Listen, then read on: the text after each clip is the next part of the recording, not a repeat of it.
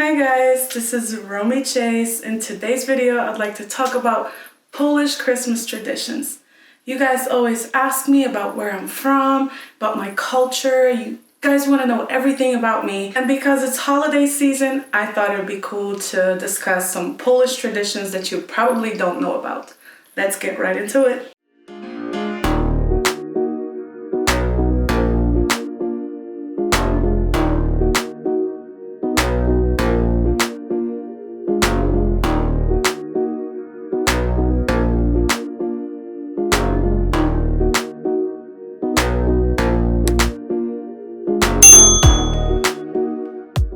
Before we start, please make sure you subscribe. Hit that subscribe button, hit that notification button so you never miss out on any of my new posts. Stay active in the YouTube community to be up to date with everything I got going on. Follow me on social media. Subscribe to my VIP site as well so you never miss out on any of the new content that I have to offer.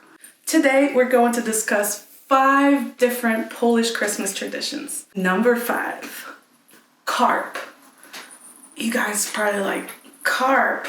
What do you mean carp? What's carp? Well, carp is a type of fish that we serve on Christmas Eve. That's right, we celebrate Christmas on Christmas Eve, which is the 24th of December and not the 25th as it is here in America. You guys might ask, what's so special about carp? Like, why are you even mentioning that? It's just a fish, right? Well, yes. But what makes it really interesting is the fact that a few days before Christmas in Poland, we actually purchased the fish alive. Okay, it's alive, it's well, it's doing good. We purchased it alive. And then, in order to store it, because obviously you want to make it fresh, you want to make sure you don't kill the fish too early so that we can preserve that freshness. So we actually keep the fish in our bathtub, alive, for days. I know how that sounds, right? But that is the tradition that we observe in Poland every single year. It would not be weird at all to walk into a Polish household, walk into the bathroom, and there's a carp fish swimming in the tub, alive and well, waiting to be slaughtered, unfortunately, to make a delicious Christmas meal out of it. I'll show you guys a picture of what it looks like. What makes it even crazier is the fact that carp fish is not a small fish, okay? It is huge. It can easily be this big or even bigger. So don't get freaked out if you go to a Polish household, go to the bathroom during Christmas time and see a live carp fish swimming in a tub. Number 4.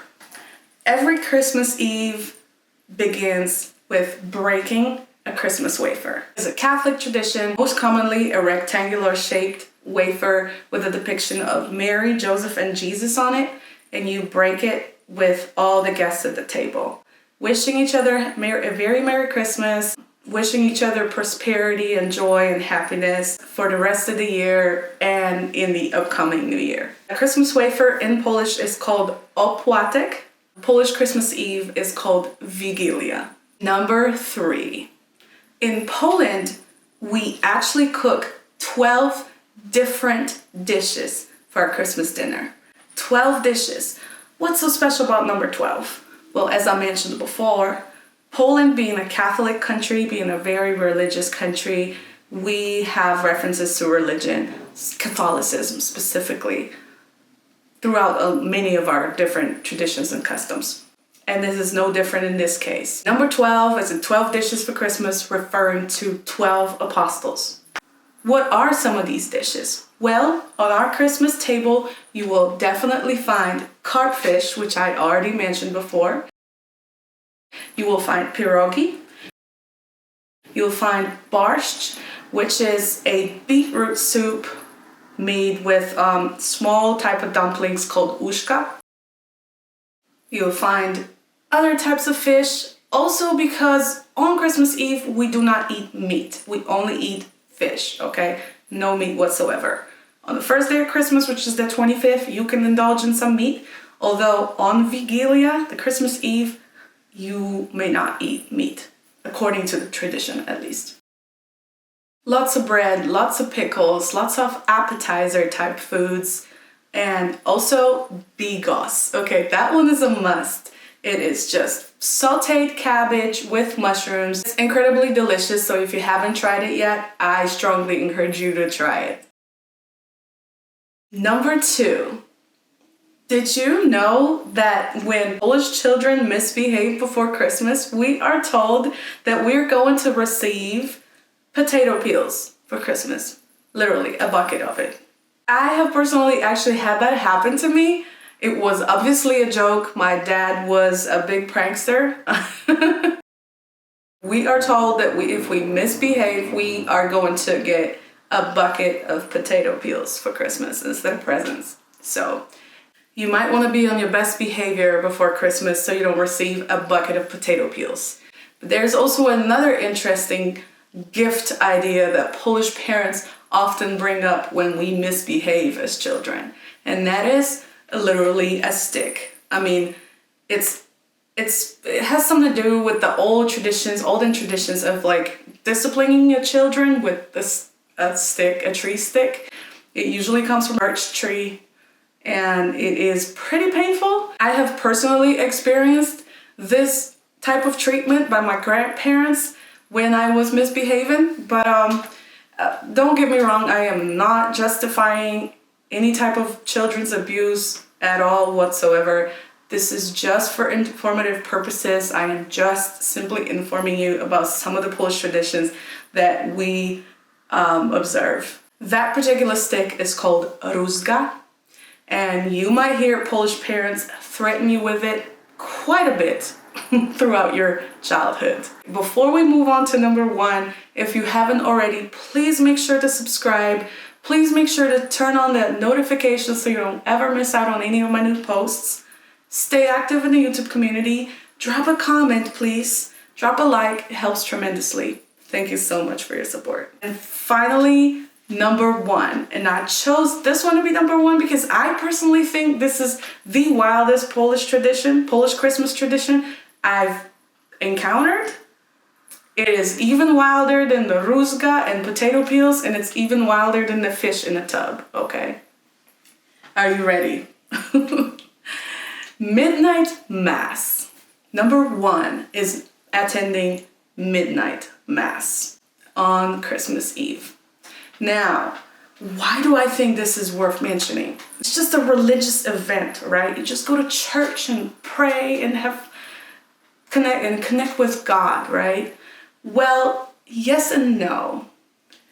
The hours leading up to the Christmas Mass, we get absolutely wasted on booze. Oftentimes it's homemade booze. It's called nalewka. It's a type of moonshine, something that you would typically brew in your garage from, fermented fruits, spirits, and sugar. So it is incredibly strong. There is no regulation whatsoever on how much alcohol you can put in it. Oftentimes these type of alcoholic beverages are a lot stronger than regular vodka, which is 40%. You could easily find nalewka, or the moonshine, being about 70% alcohol, pure spirits alcohol, not vodka. So it is pretty wild that before going to church, before praying and connecting with God on Christmas Eve, we get absolutely wasted on booze. And I know that this is not a great tradition at all, and I'm not encouraging anyone to try it at all. It is just, again, for informative purposes so you guys can learn more about my culture. One common thing to do is to actually walk to church. And while you're walking to church, you probably have a little something in your pocket, a little bottle of booze here and there. Take a sip, share it with your friends. That's just what we do, okay? And it is a brutal walk oftentimes. Keep in mind, Poland is incredibly cold. It's a frozen tundra. I always call it that. It's freezing, especially in December. It could easily go down to about negative 20 degrees Fahrenheit. So it is pretty cold, okay? And we still choose to walk. Your friends, walk in the church, often more than a mile, 2-3 miles walk drinking booze, and by the time you get to church, you're completely trashed. So that's just what we do, okay? Anyway, I hope you guys enjoyed this video. Make sure to subscribe. Make sure to stay active in the YouTube community. Turn on the notifications so you don't miss out on any of my new posts. And I'll see you guys soon. Thanks for watching. Bye.